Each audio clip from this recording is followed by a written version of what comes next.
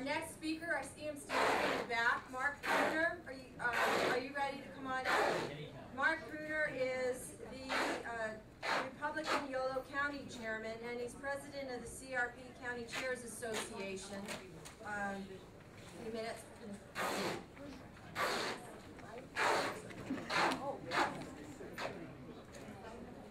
Hello, everyone.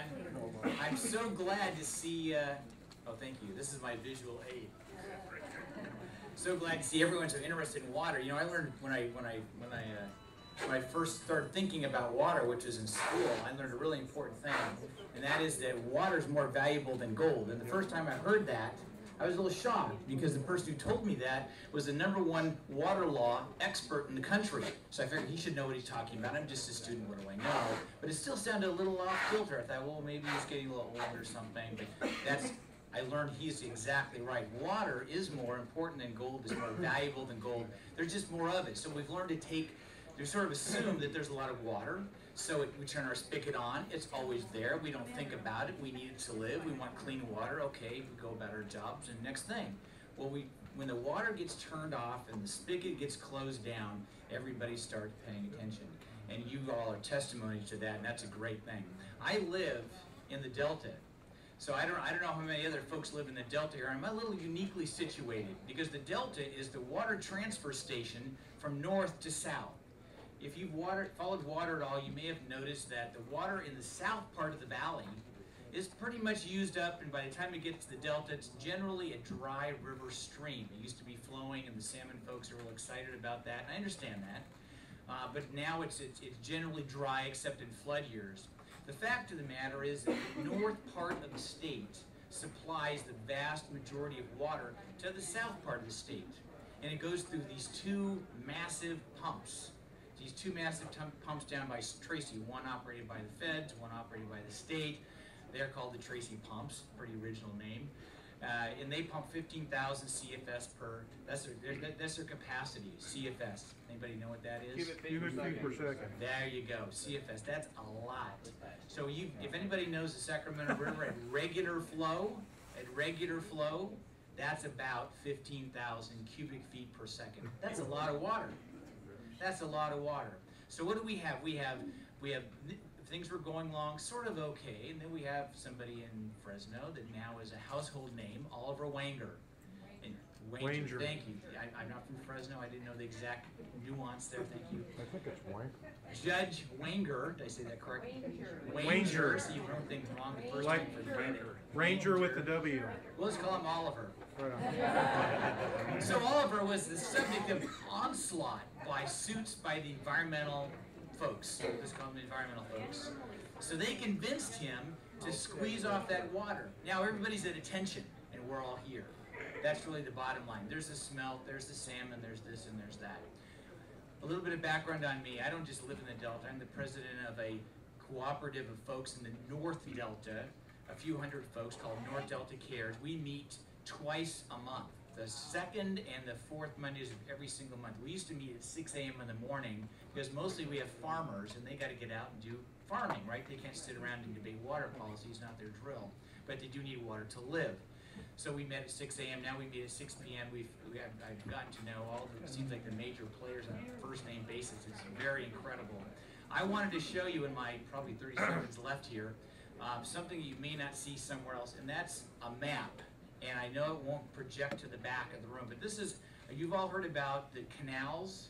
There's one in the west, one in the east, there's through Delta, and there's all this terminology.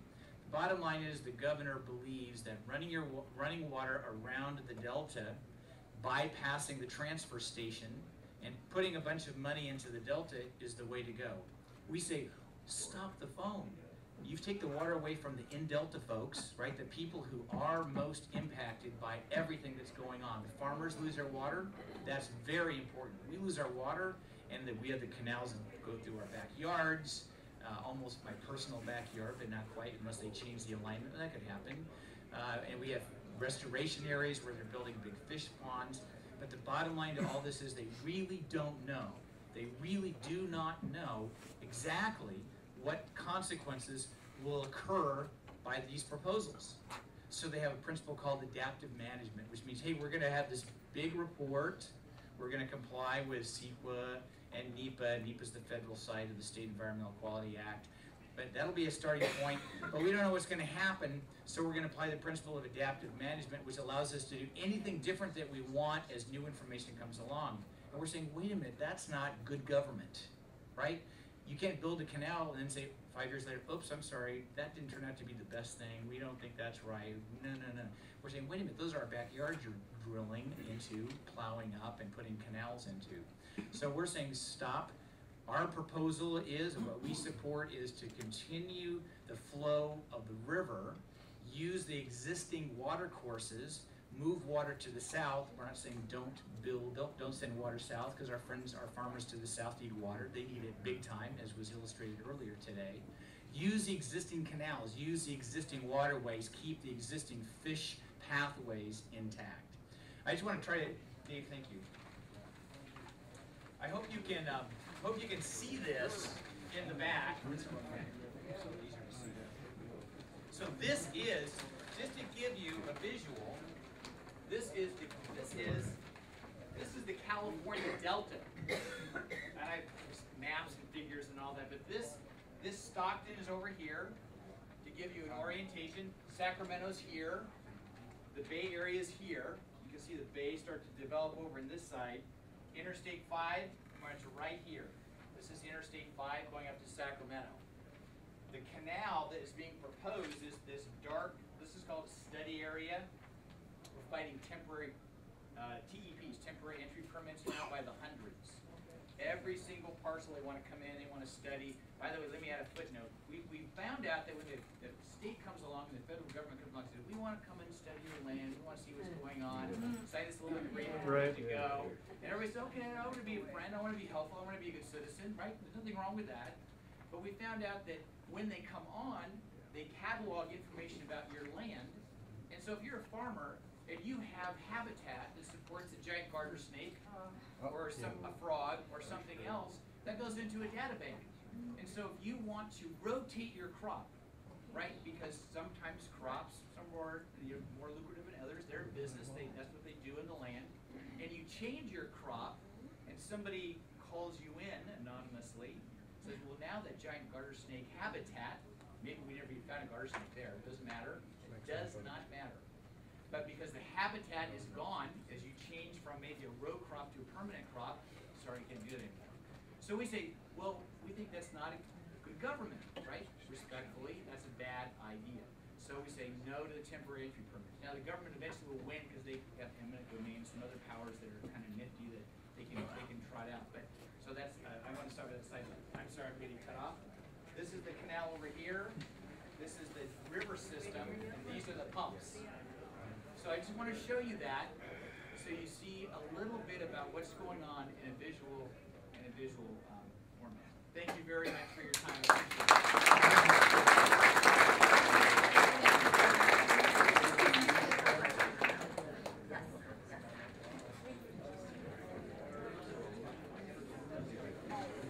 I think, are you talking about the canal that's being proposed? Yes. Okay, so, you know, if it happens, and it wouldn't solve the problem for the farmers, it may happen, may not, it's billions of dollars, it's a bond, it has to be voted on, it has to be approved, and it'll be 18, 19 years. Well, the farmers who are drying on the vine, who are pulling up almond trees, who are selling their equipment and moving to other states, who are ceasing to produce so that when you go, so that we're seeing more and more food, not just off season, but year round, imported, you know, from other countries. I mean, we talk about dependency on oil. Do we really want to be dependent on food? No. I mean, do we want to be dependent on food being grown in other countries where they don't have regulations for pesticides, where they don't verify what we're getting? I mean, Whole Foods is importing food, organic produce from China. Now, I don't know about you, but I wouldn't feel that comfortable about anything that was, you know, stamped organic from China. You don't know what kind of organic that means.